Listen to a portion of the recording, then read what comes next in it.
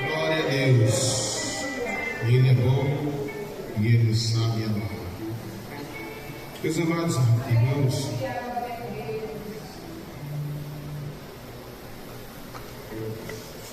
nós estamos na presença de Deus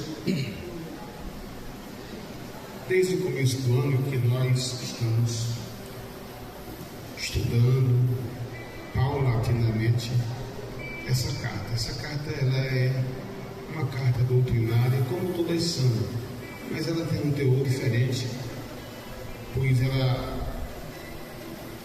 tem lições práticas do dia a dia. E a epígrafe desta mensagem é a falibilidade dos projetos humanos. E, consequentemente, a gente entende que os projetos humanos, eles são falíveis porque são humanos, são temporais. E por isso que a gente precisa crer, confiar, acreditar único e suficientemente em Deus, na certeza de que Ele é fiel para fazer aquilo que lhe apraz. Quando a Bíblia diz: entrega o teu caminho ao Senhor, confia nele, mas Ele fará, Ele está falando de o crente não depender de si próprio, não fazer por sua própria vontade. A Bíblia também nos diz, em Provérbios, capítulo 3, e o versículo 5, o verso 5, confia no Senhor de todo o teu coração e não te estribes no teu próprio entendimento. Vamos entender isso. E não te estribes. Primeiro ele diz: confia no Senhor de todo o teu coração. E diz mais: e não te estribes. E aí, quando você vai procurar no dicionário o significado de estribes, vem do verbo estribar, que vem do substantivo estribo. Quem já andou de cavalo sabe que estribo é uma peça metálica, geralmente de bronze, que se coloca no arreio dos animais. Raimundo Donato que sabe bem disso, né? Que ali é para apoiar, para segurar na hora que o cavaleiro ou que o montador estiver correndo. Então, o escritor pega essas coisas naturais para explicar as espirituais. Quando ele diz: confia no Senhor, aqui é confiar os nossos projetos, é confiar as nossas vidas, nossa família.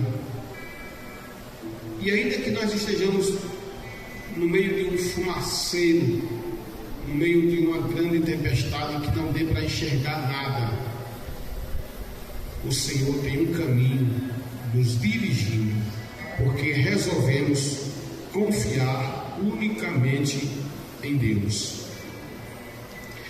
Os projetos humanos, eles falham porque já diz que são projetos humanos. Por que a igreja ela está aí há mais de 2000 anos? Porque é um projeto de Deus. Não é uma coisa do acaso, não é uma invencionice humana, mas é de Deus. Porque apesar de tantos abalos, tantos ataques, a família continua de pé.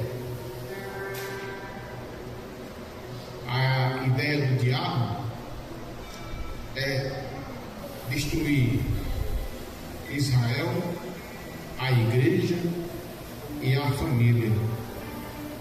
Todavia, são instituições ou projetos criados pelo próprio Deus, e é por isso que se perpetua e não pode falhar. Mas vem nessa passagem que conclui o capítulo 4, em que Tiago diz o seguinte: agora vós dizeis hoje ou amanhã, iremos a tal cidade, e lá passaremos um ano, e contrataremos e ganharemos. Veja, aqui ele fala de pessoas que, por conta própria, querem fazer coisas que o Senhor não recomenda. Nós podemos citar, no meio desse contexto, o exemplo fidedigno do filho pródigo, que resolveu, em vida ainda do seu pai,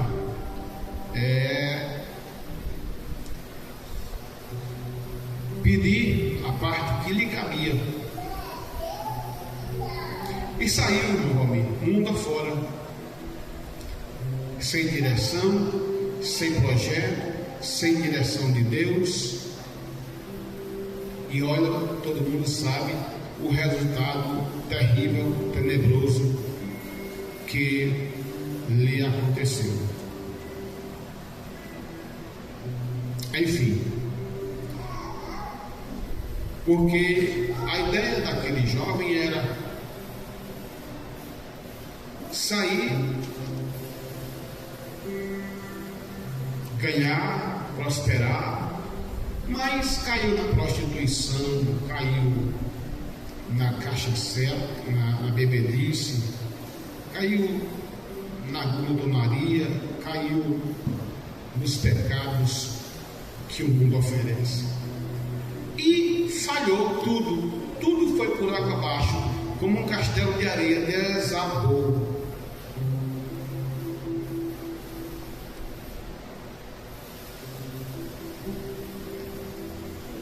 Quando o texto diz aqui assim, iremos, ou seja, é uma coisa assim de absolutismo. Eu vou fazer por conta própria. E isso soa como uma forma de soberba humana. Toda vez que a gente quer agir por conta própria, irmãos, toda vez que a gente quer fazer as coisas conforme a nossa vontade e não a vontade de Deus, entra em nós o espírito de soberba, porque nada nós podemos fazer sem que Deus permita, que Deus esteja no negócio. Por isso que Paulo escreve a Timóteo dizendo para os diáconos daquela igreja: digam a eles que não sejam neófitos, para eles não caírem na condenação do diabo. Claro que quando se fala para os diáconos, aquilo serve para nós hoje, seja para pastor, seja para presidente de igreja, seja para presbítero, seja para o novo converso, seja para o crente de muitos anos de membro, para o novo convertido, todos. Então, nós não podemos cair na soberba. O problema, a condenação do diabo foi a soberba dele, porque ele achava que podia fazer o que queria. Assim, irmãos, tem muita gente na igreja E me entendam, quando eu falo igreja, eu me refiro à igreja em Carnaíba, eu me refiro à igreja em Juazeiro, à igreja no Brasil, à igreja no mundo todo. Há muito crente que está fora da palavra de Deus e está perdendo terreno para o diabo. Irmãos, quando a gente perde a autoridade no nosso lar, na nossa casa, na nossa vida, a tendência é o inimigo ganhar terreno. Ou a gente assume a posição que Deus nos colocou, ou a gente vai perder terreno. E a Bíblia diz que em Cristo somos mais do que vencedores por aquele que nos amou. Paulo fala em Filipenses 4,13: posso todas as coisas naquele que me fortalece. Seria uma grande insanidade de Paulo dizer assim: eu posso todas as coisas. E uma incoerência na Bíblia. Mas Paulo traça uma vírgula e diz: naquele que me fortalece. Dependência total de Deus. Dependência total do Senhor. Pois está.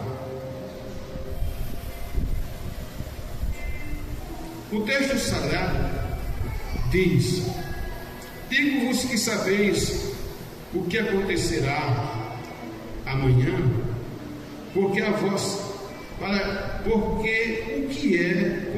é a vossa vida? Aí ele diz, é uma pergunta que ele faz: o que é a vossa vida? É um vapor, a resposta, é um vapor que aparece por um pouco de tempo, ou melhor, por um pouco e depois desvanece. Veja como o ser humano ele é falível e o seu tempo, as suas projeções, os seus planos são falíveis, porque ele é um ser temporal. Deus ele é atemporal. O que é atemporal? É aquele que não está limitado ao tempo. É aquele que não está limitado ao tempo. Nós estamos limitados ao tempo.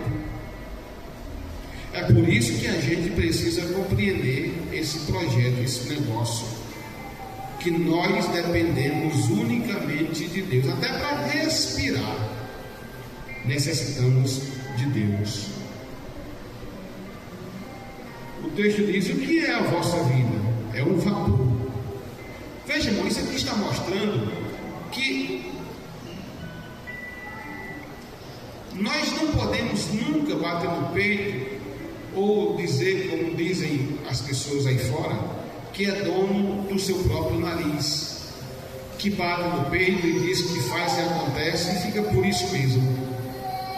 Não precisamos ir muito longe e a gente vai entender e vai perceber que tem muita gente, muitos crentes, muitos crentes que estão passando por graves dificuldades, porque não conseguem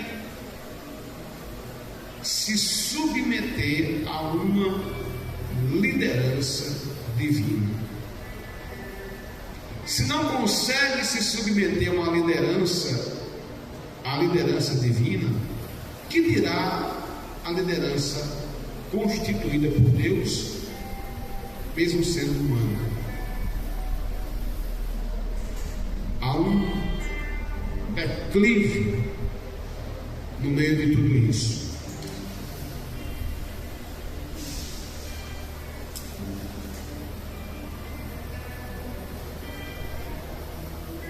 O texto sagrado diz assim: o que é a vossa vida? É um vapor.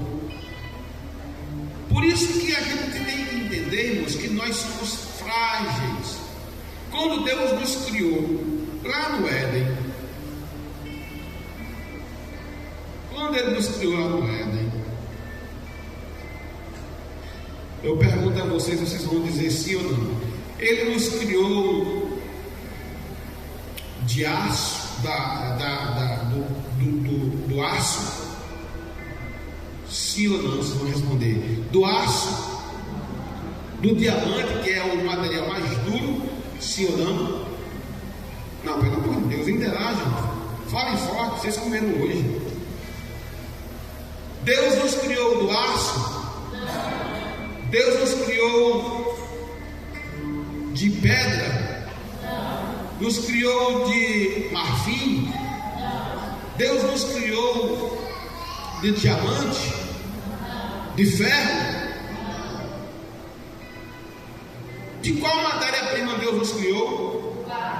Do barro, da argila. Ele nos criou de uma matéria, irmão Valmir, da mais fragilidade que se possa imaginar, justamente para que o homem entenda que do pó ele veio e ao pó ele voltará.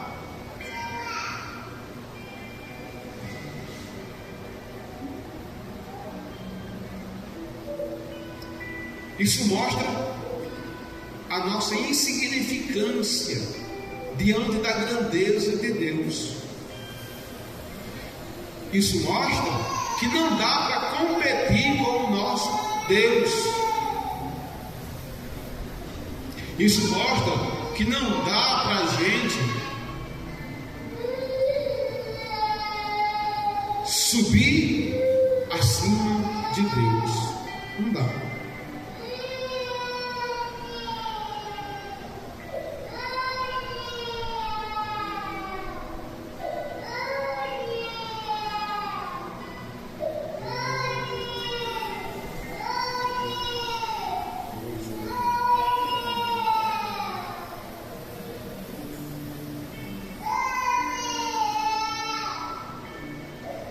Então, observemos aqui, igreja do Senhor, essa coisa interessante.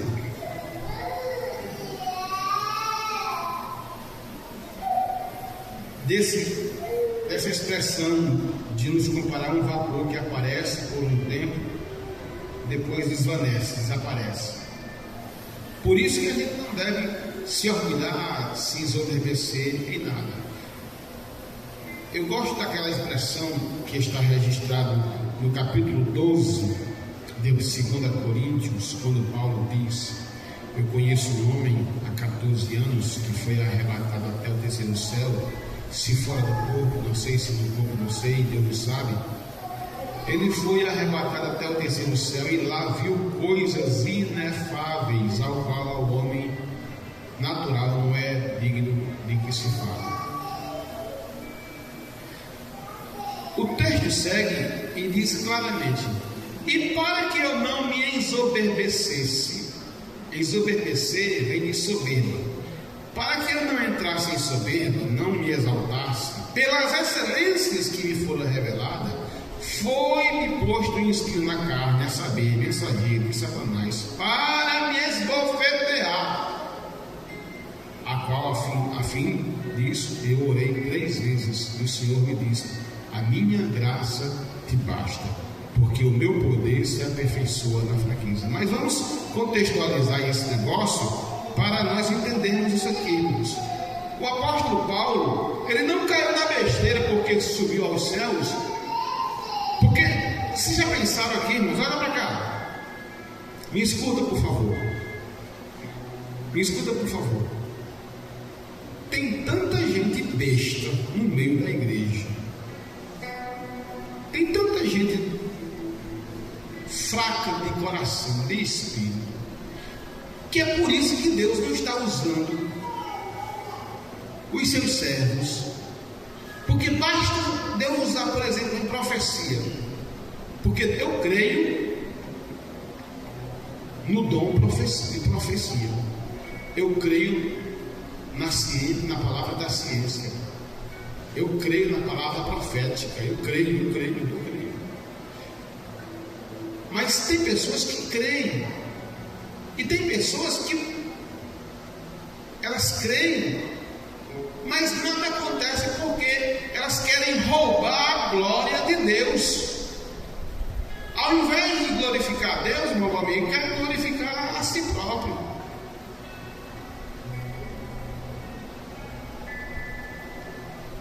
Querem exaltar a si próprio, querem se promover. Não, irmãos. Jesus, eu acho muito interessante em Jesus. Quando ele operava um milagre, ele dizia assim, ó.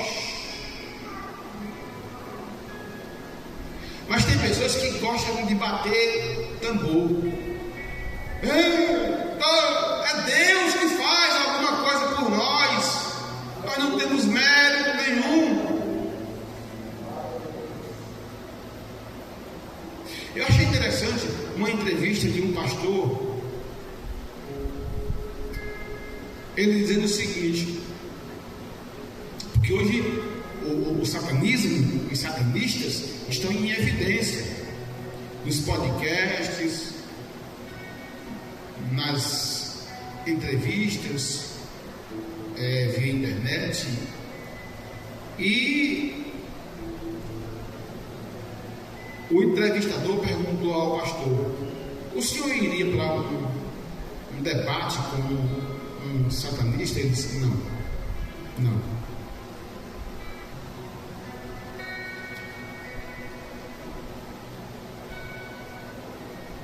Mas se ele vier a mim, e aí dei-se lá uns dizeres, falou lá uns dizeres.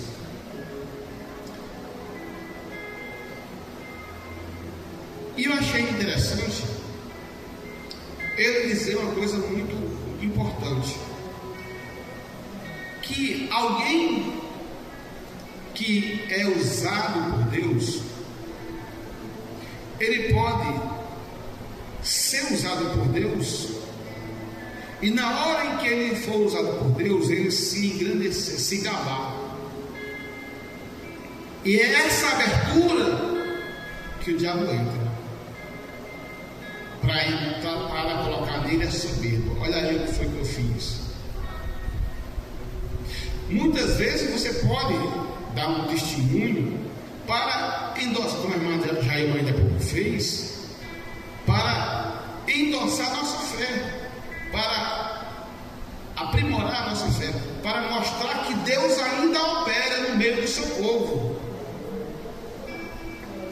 Isso é absolutamente normal e deve-se ser feito.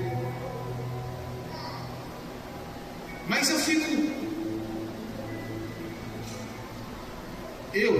falando de mim, eu fico assim, engolindo seco, quando eu vejo alguém achar que a sua aula é a melhor, que o seu culto de doutrina é o melhor, que a sua palavra é a melhor, que o seu louvor é o melhor. Irmão, isso é coisa de neófito. E é para assistir mesmo, porque tem gente que depois vai fuçar na internet o que o irmão gravou.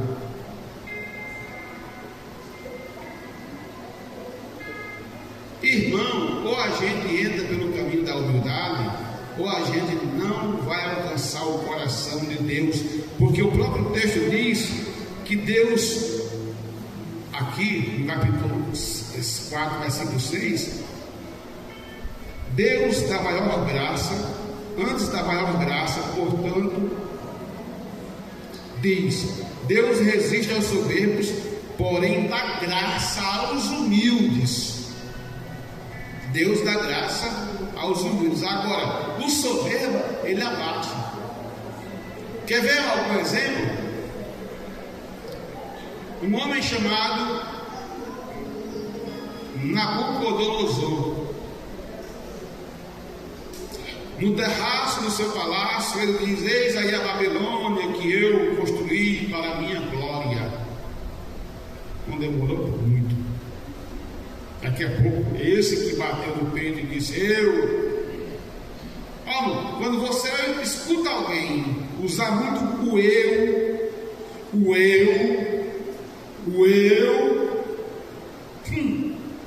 fique com o pé atrás. Quando você vê alguém se vangloriando, fique com o pé atrás.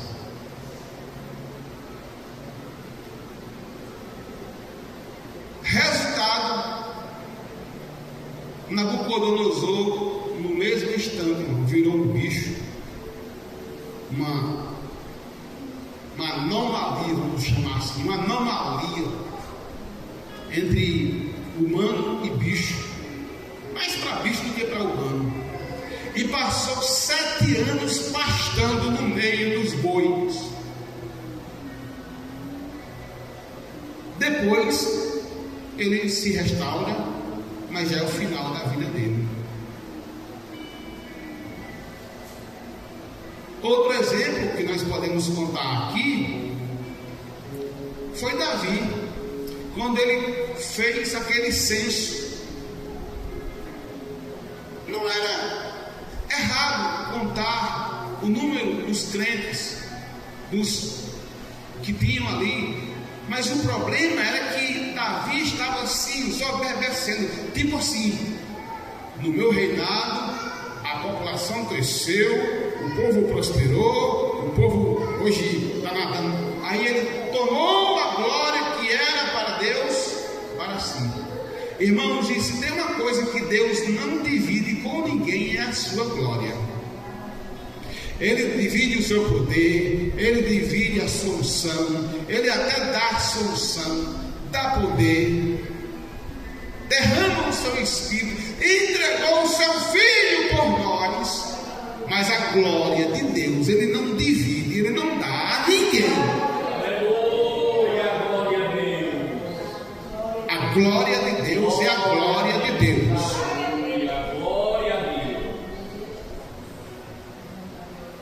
Vamos dar uma rápida observada em Salmo 19, versículo 3, rapidinho. Salmo 19, versículo 3. Outros já abrem em Jeremias 49, 16. Salmo 19, 3. Jeremias 49, 16. Primeiro salmo. Quem achou, fique de pé e leia. Pode ler, irmã Josi.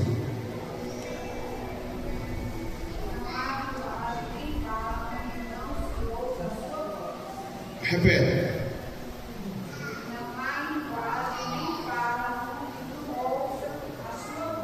Ixi, acho que eu errei. É 19,3? 19,3, acho que eu errei então. Jeremias, acho que eu errei a anotação aqui. Jeremias 49, 16. Alguém lê, por favor. Quem achou, rapidinho leia. Outros já pode achar aí Provérbio 16, 18. Tem que ser rápido no gatilho, irmãos. Pode ficar de pé quem achar. Maria José, leia.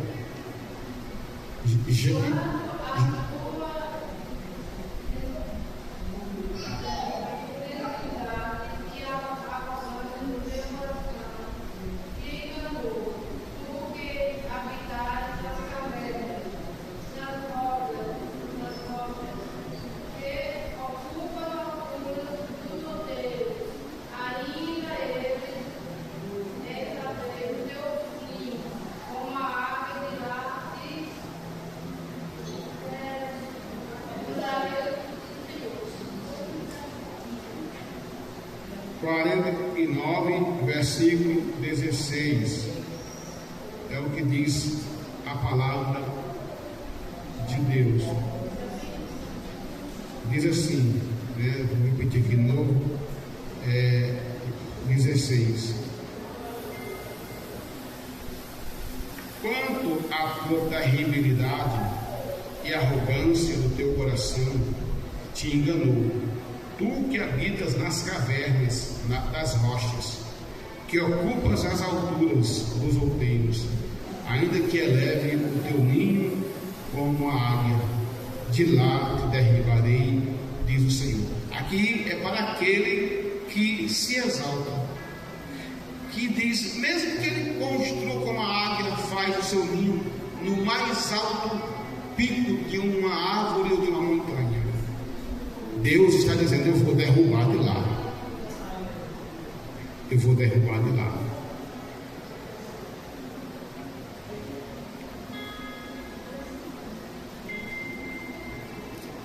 Aqui em Provérbios, aliás, em Tiago, onde nós estamos redarguindo, em Tiago 4, versículo 6, nós fizemos ainda pouco menção dele.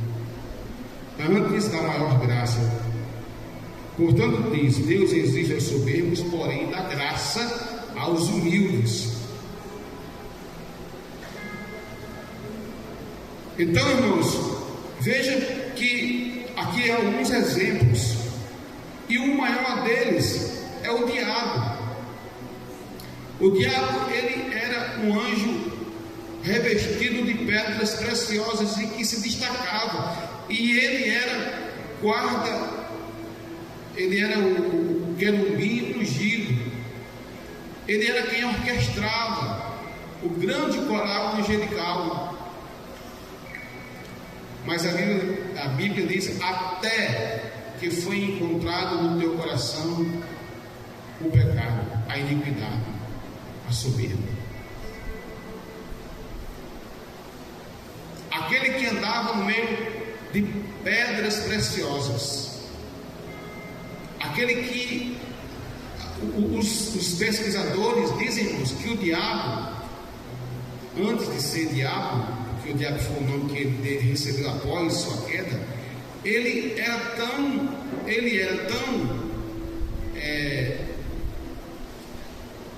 destacado, que onde ele passava chamava atenção. Aí aquilo envaideceu ele. Aquilo envaideceu ele. Irmãos, o crente deve ser abençoado em todos os aspectos da vida, seja ela financeira, seja ela empresarial, seja ela eclesiástica, seja ela familiar, seja ela em todos os níveis que se possa imaginar.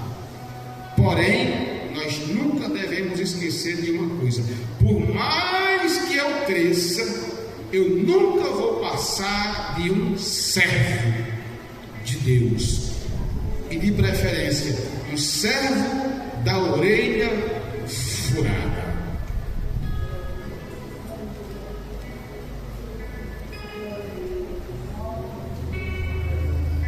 Uma pessoa, eu não vou falar aqui o nome dela, caiu numa besteira. Eu quero sair da Assembleia de Deus, mas eu não queria que meu nome fosse escrito lá, não, porque agora eu sou um empresário.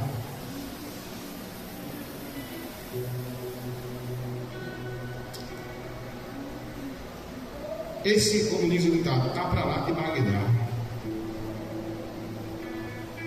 Irmãos, nós temos que ter muito cuidado para não cairmos no pecado da soberba, da exaltação. Observe que o texto diz assim, logo depois do versículo 14: em lugar do que deveis dizer, se o Senhor quiser, olha a dependência aí, se o Senhor quiser, vamos fazer isso, aquilo outro, vamos, se Deus quiser. Em outras palavras, se Deus permitir, se for da vontade dele, nós faremos isso. Porque Deus não precisa estar na nossa frente e nós atrás de Deus. Porque Deus disse para Abraão: Abraão, eu sou o teu grandíssimo galardão, eu sou o teu escudo.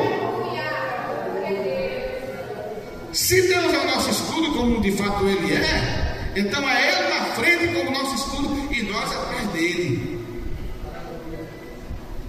E tudo que vem para nós bate em Deus. É por isso que a Bíblia diz: toda ferramenta preparada contra ti não prosperará, e toda língua que se levantar contra ti em juízo, tu as condenarás. Essa é a herança dos filhos de Deus.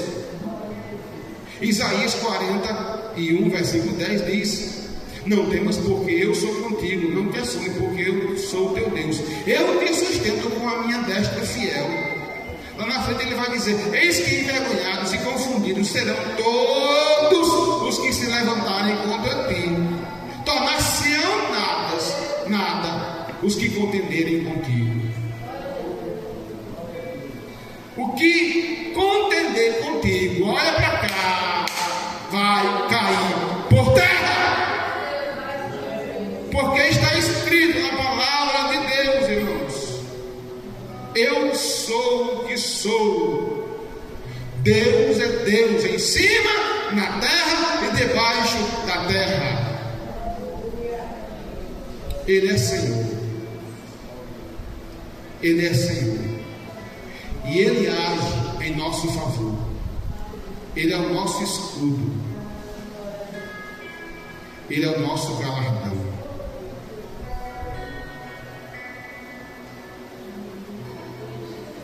O texto diz assim: mas agora vos gloriais em vossas presunções.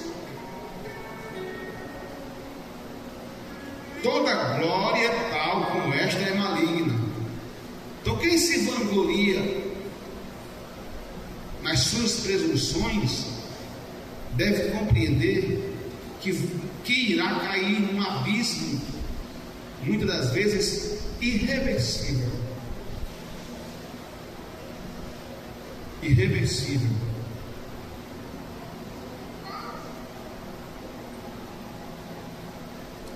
Características do exaltado, do soberbo: ele é o melhor, ele se acha bom,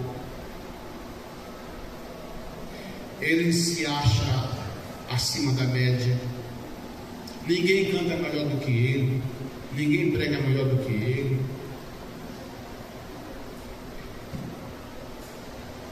Quando alguém te disser assim: você é uma bênção, você prega como ninguém, no seu coração vai dizer: sangue de Jesus tem poder, tem misericórdia de mim, Jesus. Elogios muitas vezes são naturais em nossa vida. Agora, o problema do elogio é quando desce para o coração, entra por aqui, desce para o coração, e como um câncer vai tomando conta. Deus me usou para falar com fulano e tal, Deus me usou nisso, naquilo outro. Irmão, a Bíblia diz assim: escuta isso, seja outro que te louve, não a tua boca. Está na Bíblia, o provérbio fala isso. Seja outro que te louve, não a tua boca. Eu posso muito bem, você pode elogiar alguém. Agora, quem é elogiado não pode se elogiar. Versículo de número 17, o último do capítulo 4, diz: aquele, pois, que sabe fazer o bem e não faz, comete pecado. Ai. Aqui mexeu comigo, pastor. Olha o que ele está falando. Não sou eu, eu estou indo aqui ponto por ponto, versículo por versículo. Aquele, pois, que sabe fazer o bem e não faz, comete pecado. É para fazer e não faz, é pecado.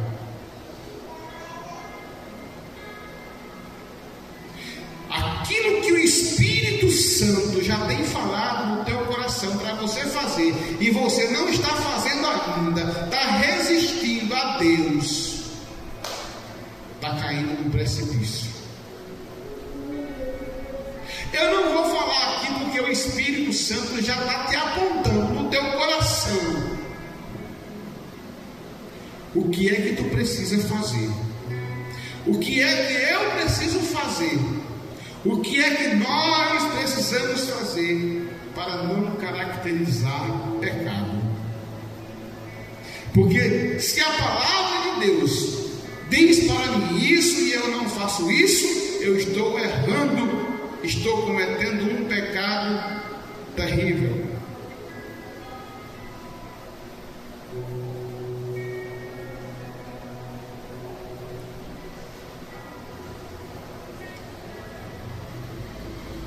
Por isso, irmãos, que a gente precisa ter esse cuidado. A Bíblia chama o diabo de enganador. E eu vou concluir aqui, nesses minutos que me restam, um paralelo.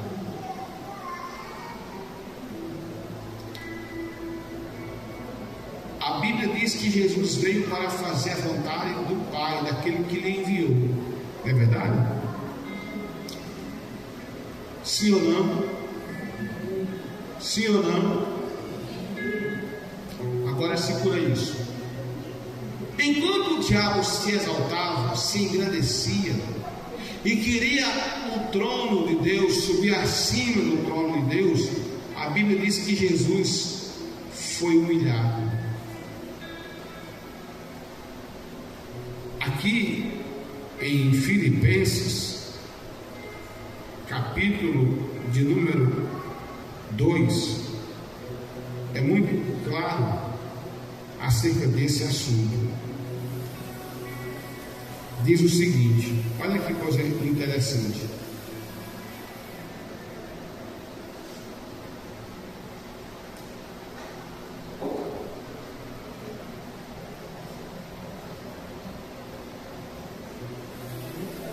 Nada façais, capítulo 2, versículo 3. Nada façais por contenda ou por vanglória. Nada a gente deve fazer por contenda ou por vanglória. Diga, nem por contenda, nem por contenda, nem por vanglória. Nem uma coisa e nem outra, mas por humildade, cada um considere os outros superiores a si mesmo. Este é o receituário. Versículo 5 diz o seguinte: de sorte que haja em vós o mesmo sentimento que houve em Cristo Jesus. Agora escute isso. Repita após a minha fala, que sendo em forma de Deus, não deve por usurpação ser igual a Deus. O que é que o diabo queria, irmãos? Ser igual a Deus. Mas Jesus, que era Deus, isso Paulo escreveu depois da morte de Cristo.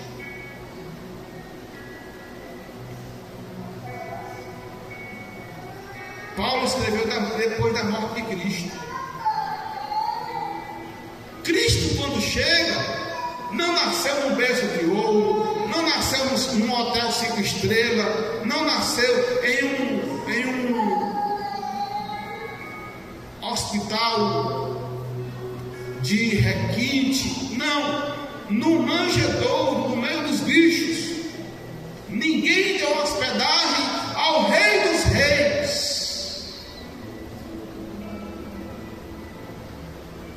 E o diabo estava lá no princípio rodeado de anjos, revestido de pedras preciosas, querendo ser Deus. Irmão, quando você vê alguém querendo assumir, tomar o lugar de outro, essa pessoa está envenenada. envenenado, doente, espiritualmente falando. Agora, falando com mais força, no lugar dos que não vieram, força. Mas aniquilou-se a si mesmo, tomando a forma de servo, fazendo-se semelhante aos homens. Veja, Jesus era Deus, porque João diz assim, capítulo 1, versículo 1: no princípio era o verbo, e o verbo era Deus, e o verbo estava com Deus. Então Cristo era Deus, Cristo é Deus. Filipe perguntou: mostra-nos o Pai. E Jesus disse: há tanto tempo estou convosco, e não sabeis que o Pai está no Filho, e o Filho está no Pai. Mas Jesus não se exaltava porque era Deus.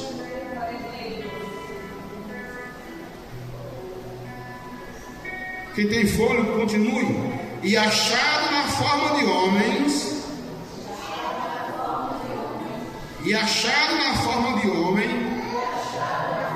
humilhou-se a si mesmo,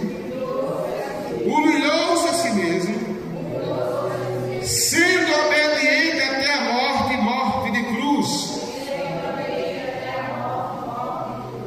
Sendo obediente até a morte, morte de Jesus.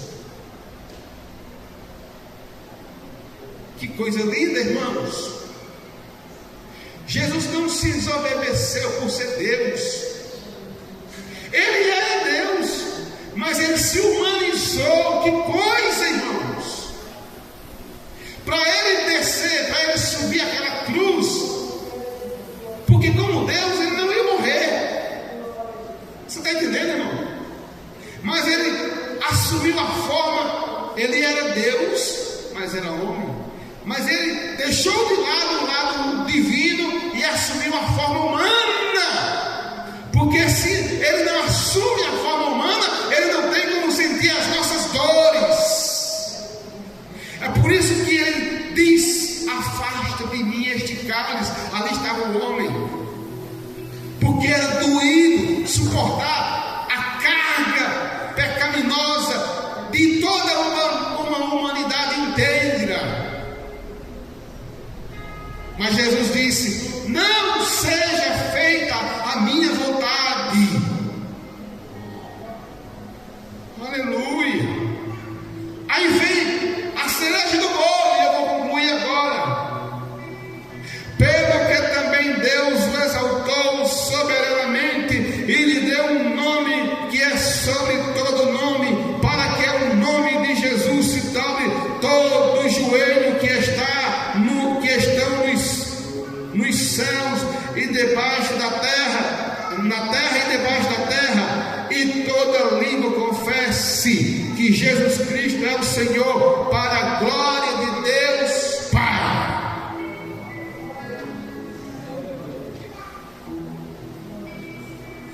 Se eu amo a mensagem da cruz,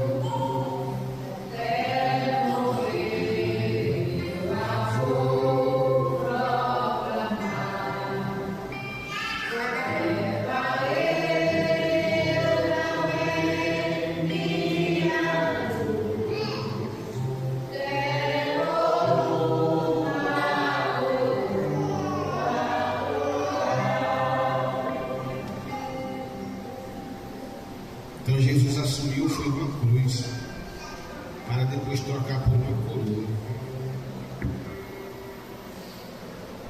Glória a Deus. Eu sei que já passei do tempo, mas o Salmo 24, irmão Jesus, diz o seguinte: que quando Jesus é assunto aos céus, vamos imaginar a cena, irmão. Alguém pergunta: quem é este? Alguém responde: este aí é o Rei da Glória. Eu gosto disso. É o Salmo 24, né?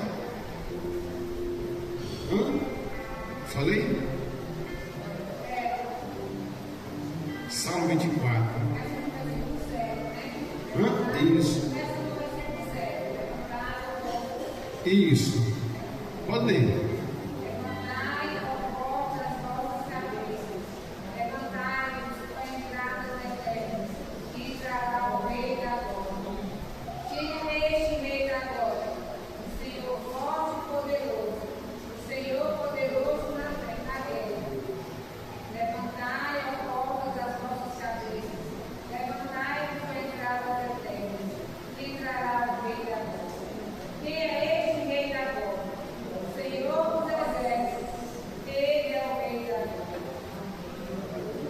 Aleluia. Você está entendendo aí, irmãos? O Rei da Glória. Jesus completou a obra, se humilhou. Olha para cá, igreja. Desceu às regiões mais baixas da terra, carregou uma cruz, se humilhou, levou tapa na cara.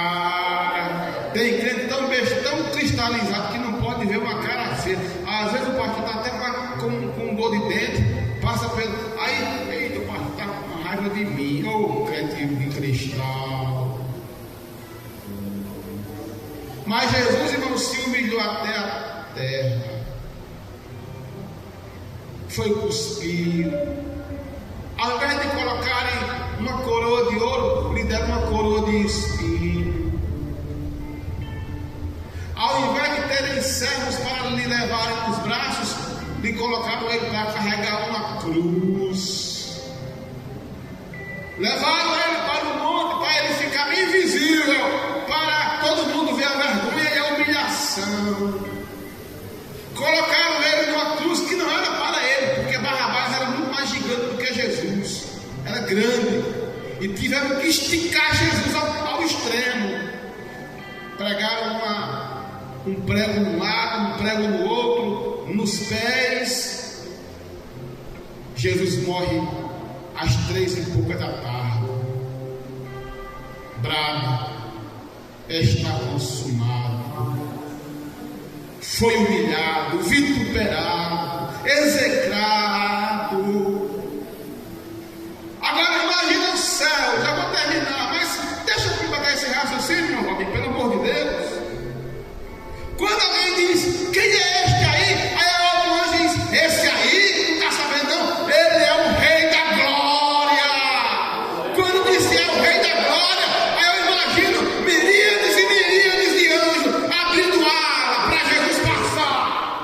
Anjo lá, anjo, e lá é Jesus. Ele baixou uma no palácio real, no palácio divino, nas mansões celestiais. Ele chegando, imagino ele dizendo, meu Pai, a obra foi feita, a obra foi concluída, eu fui humilhado, agora meu filho, assenta-te à minha direita. Vale a pena se humilhar.